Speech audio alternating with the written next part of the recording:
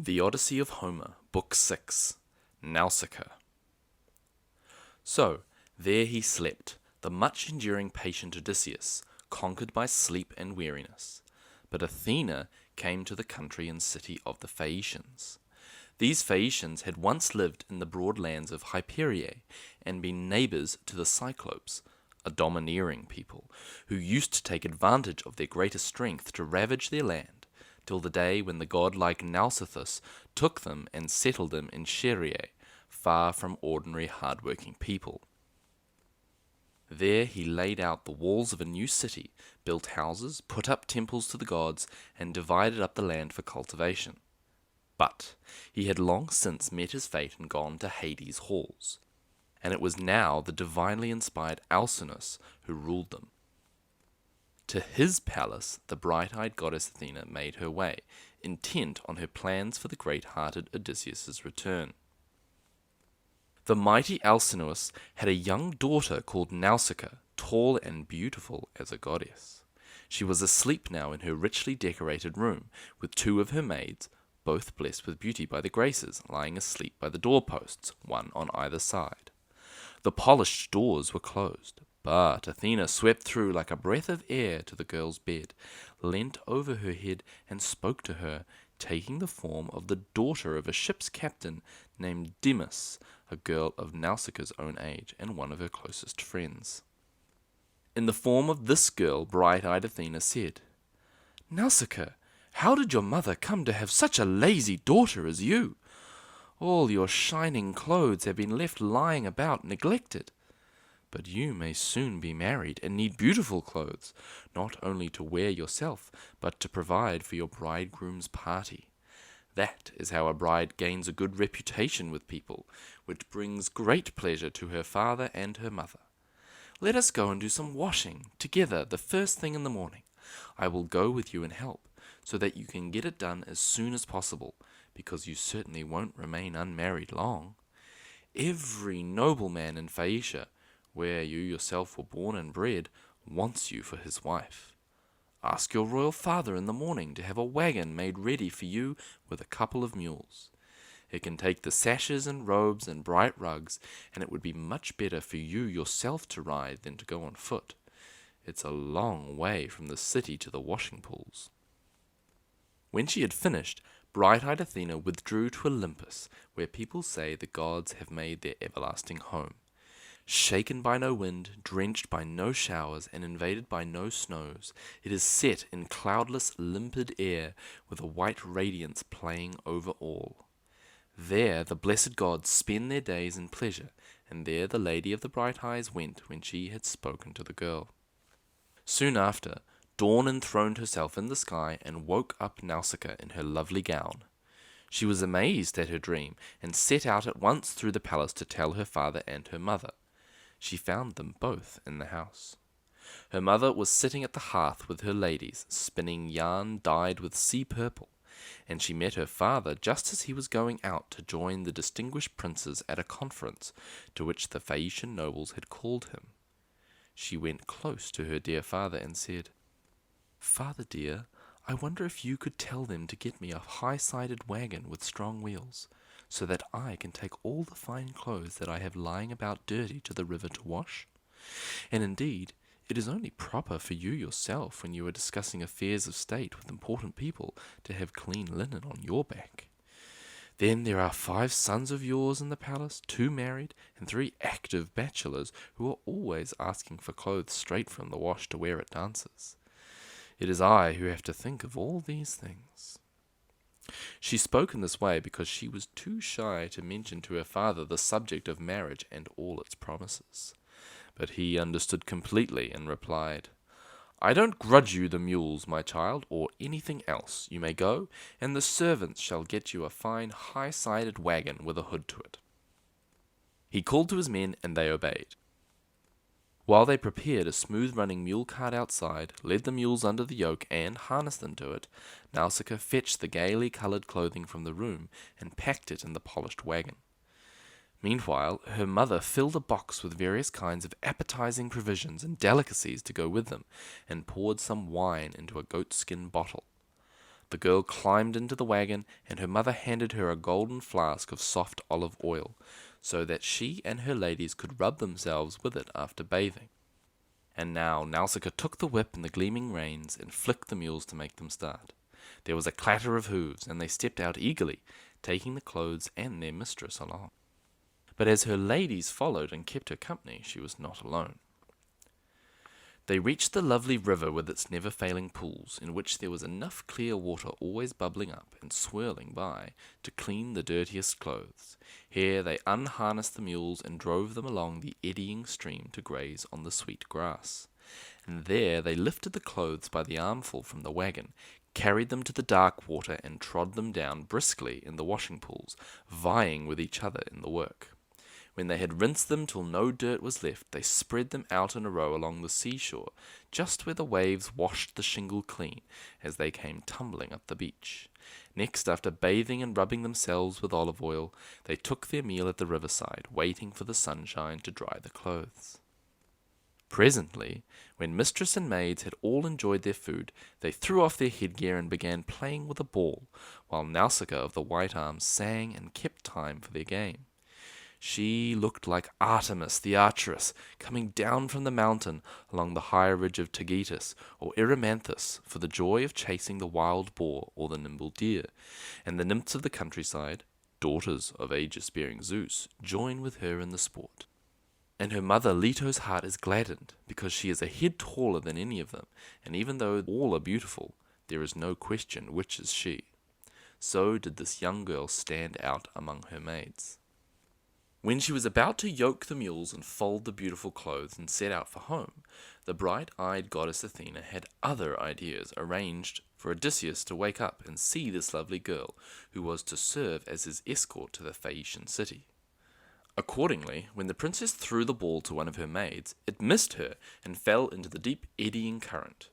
At this they all gave a loud shriek. The noble Odysseus awoke, and sitting up, wondered to himself. "What country have I come to this time?" he said with a groan. "What people are there here? Hostile and uncivilized savages? Or kindly and God-fearing people? There's a shrill echo in my ears as though some girls were shrieking, nymphs who haunt the steep hilltops, the springs of rivers, and the grassy meadows. Or am I by chance among human beings who can talk as I do? Well, I must go and use my own eyes to find out." So the noble Odysseus crept out from under the bushes, after breaking off with his great hand a leafy bough from the thicket to conceal his naked manhood.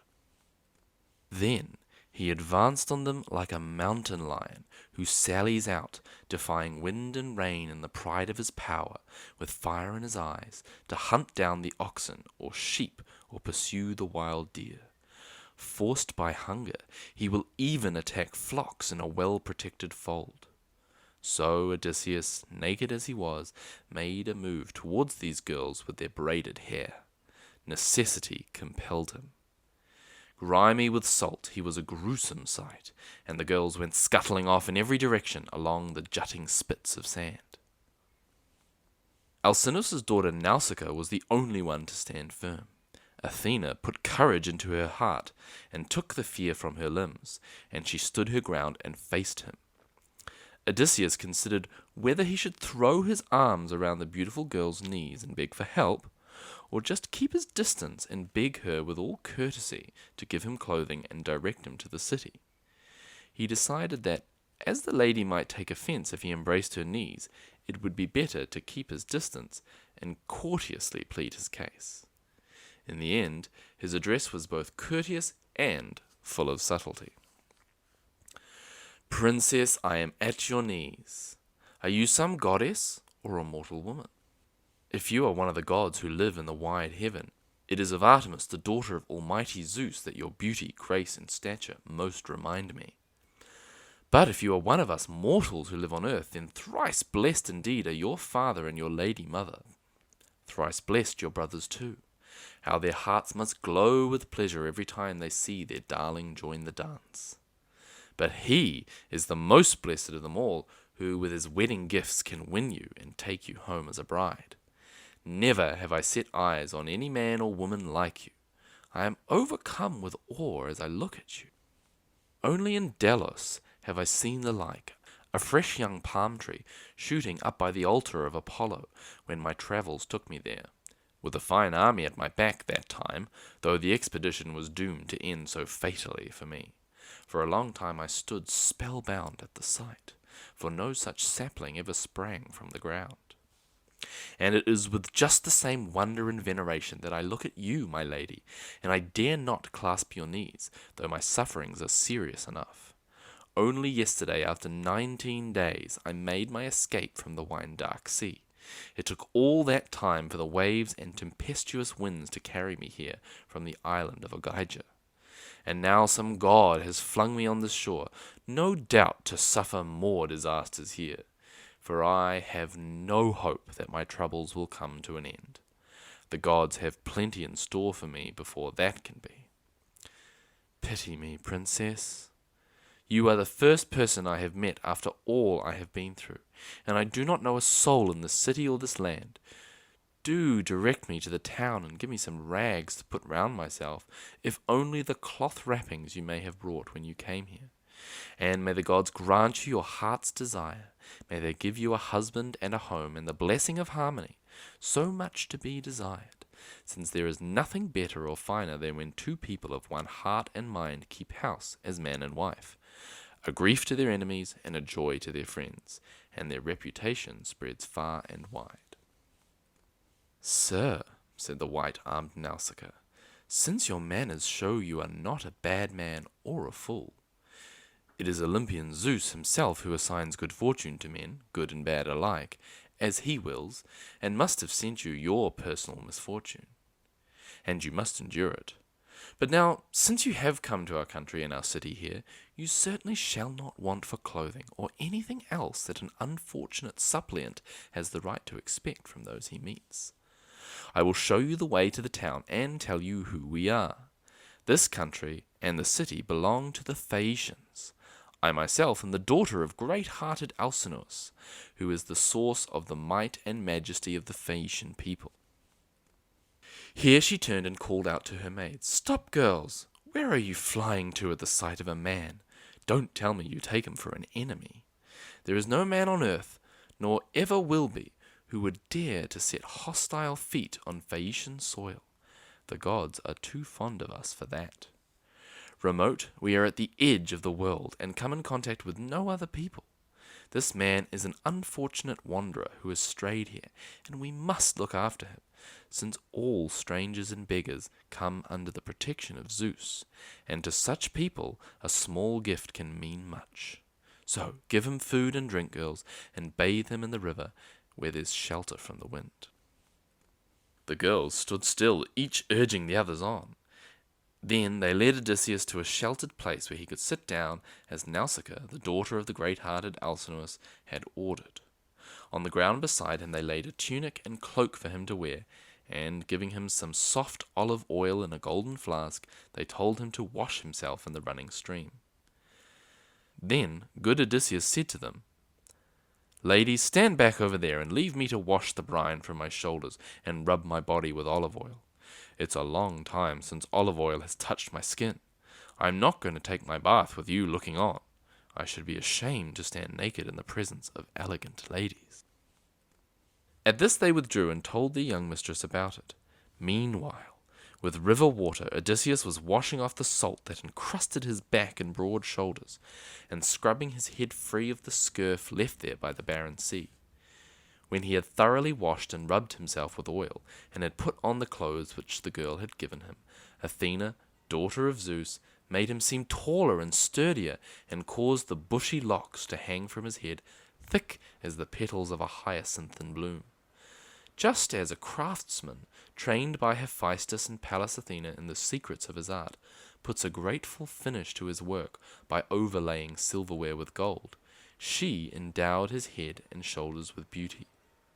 When Odysseus retired to sit down by himself on the seashore, he was radiant with grace and beauty. Nausicaa gazed at him in admiration, and said to her beautiful-haired attendants, Listen, my white-armed girls, to what I am saying. This man's arrival among the godlike Phaeacians was not opposed by all the gods of Olympus. When we first met, I thought him repulsive, but now he looks like the gods who live in heaven. I wish I could have a man like him for my husband, if only he were content to stay and live here. But come, girls, give the stranger something to eat and drink." Her maids at once carried out her orders and set food and drink before the stalwart Odysseus, who ate and drank with avidity, for it was a long time since he had tasted any food. Nausicaa of the white arms now turned her mind to other matters. After folding up the clothing, she stowed it in her fine wagon, harnessed the strong hooved mules, and herself climbed in. Then she called to Odysseus, "Come, sir, and make a move towards the city, so that I can direct you to my good father's house, where I can assure you that you will meet all the Phaeacian nobility. But this is what you must do, and I take you for a man of understanding. So long as we are passing through the country and the farmers' lands, walk quickly with my maids, behind the wagon and the mules, following me. But once we come to our city, it is surrounded by high battlements. It has an excellent harbour on each side, and is approached by a narrow causeway, where the curved ships are drawn up to the road, and each owner has his separate landing place. Here is the people's meeting place, built up next to the fine temple of Poseidon, with blocks of quarried stone bedded deeply in the ground. It is here, too, that the sailors attend to the rigging of the black ships, their cables and sails, and smooth their oars. For the Phaeacians have no use for the bow and quiver, but only for masts and oars on the graceful craft that they take pride in sailing across the grey seas. Now, it is their unpleasant gossip that I wish to avoid.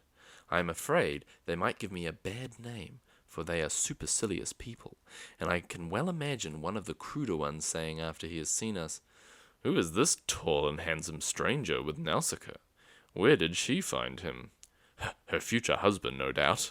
She must have rescued some shipwrecked foreigner who had strayed this way, since we have no neighbours. Or perhaps some god has answered her insistent prayers, and stooped from heaven to make her his forever.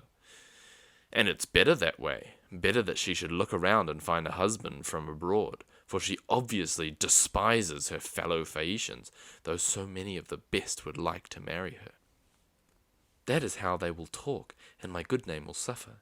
Indeed, I should blame any girl who behaved like that, who behind her family's back, while her parents were still alive, associated with men before being properly married. So listen carefully to my directions if you want my father's help for your homeward journey as soon as possible. You will see near the path a fine poplar wood sacred to Athena, with a spring welling up in the middle and a meadow all round.